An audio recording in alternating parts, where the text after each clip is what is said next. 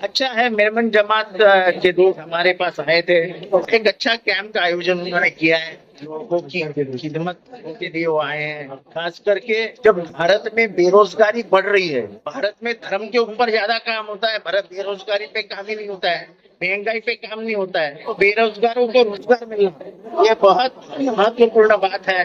और पेट खाली है तो कुछ नहीं हो सकता है, पेट भरा हुआ रहना चाहिए। और आज इन्होंने घर संसार संभालने के लिए, पेट भरने के लिए ये सब लगाया है। और हमारे ममरा, कलवा, पनवेल, कहाँ से बच्चे आए हैं, नौकरियों की कितनी जरूरत है, नासिक से लोग आए हैं, नौकरियों की कितनी जरूरत है इससे पता चलता है।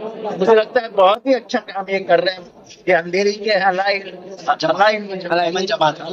जमात की तरफ से नहीं, मैंने कुछ नहीं किया। ये बोले ऑल कम्युनिटीज के लिए। मैं कुछ नहीं किया, इन्होंने गाड़ी निकाली थी, मैंने